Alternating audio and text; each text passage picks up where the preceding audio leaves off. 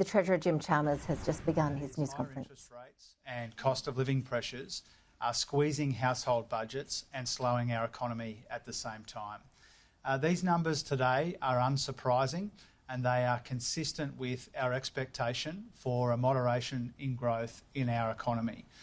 Because of what's happening around the world and because of what's happening around the kitchen tables of this country, we have expected and we see in these numbers today that growth momentum in the Australian economy is moderating as we expected. And you see that in the detail. The economy grew 0.2% in the 3 months to March and 2.3% through the year. Again, they're not surprising numbers. These are the sorts of numbers that we anticipated when it came to our budget forecasts because of that combination of global uncertainty, higher interest rates and cost of living pressures as well. Now, we've seen a reminder of the global uncertainty in the World Bank figures, which show that global growth is slowing considerably and the risks are tilted to the downside. And in the national accounts figures today as well, of course. The rise in interest rates is clearly biting. We see that in the numbers because households are pulling back on spending, they're saving less and they're paying more in interest. Household consumption eased for the third quarter in a row. It grew by just 0.2% in the quarter, and that's because households pulled back on discretionary spending to make room for the essentials in their household budget. The saving ratio fell to 3.7%, and that's the lowest since 2008. Mortgage interest expenses have doubled over the course of the last year, and dwelling investment and activity in the housing market declined in the quarter as well. And those are all of the indicators which show the impact of higher interest rates as well as these cost of living pressures more broadly, squeezing household budgets and weighing on economic growth in the economy more broadly. And with so many Australians under the pump, one of the pleasing aspects of these numbers is that household incomes grew solidly in the quarter at the same time as price pressures in the economy were moderating. If you look at the wages and salaries number, it rose by 2.4% in the quarter and 10.8% over the year, and that's because more Australians are in jobs and earning more. This is the fastest growth since the June quarter of 2007. Disposable incomes also rose, which helped to offset some of the pressure on household budgets, which are still nonetheless considerable. The data also confirms a view that we've had for some time, which is inflation is moderating from its peak.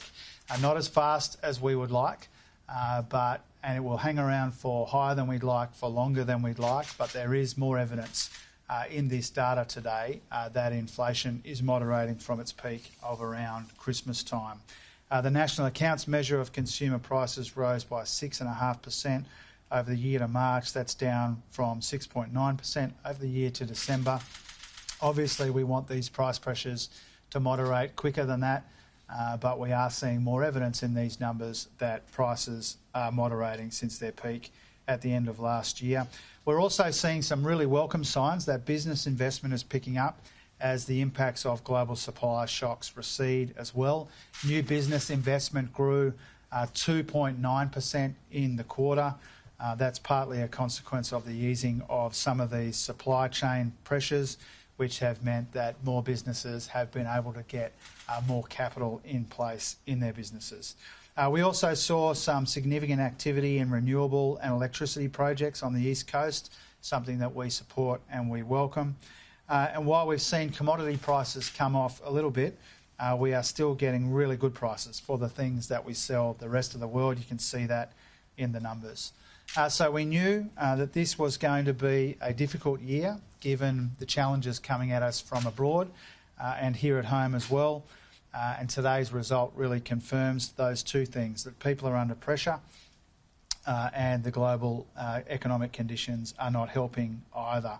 This is why it's so important that the budget a month ago put such a premium on what is responsible, helping to take some of the edge off these cost of living pressures without adding to inflation, at the same time as we invested in productivity and laid the foundation for future growth, and at the same time as we showed considerable spending restraint, forecasting a surplus for the first time in 15 years, improving the budget the most when the price pressures are the most acute. These are all parts of our strategy, and this is why the Reserve Bank Governor has made it abundantly clear last week before the rate rise, today after the rate rise, that the budget is not adding to inflation, and particularly next year it's reducing inflation. This is a really important factor when we consider the causes of this rate rise yesterday. Rates went up yesterday not because of the budget, not because people on the minimum wage are getting paid too much, but because these inflationary pressures in our economy are more persistent than we would like.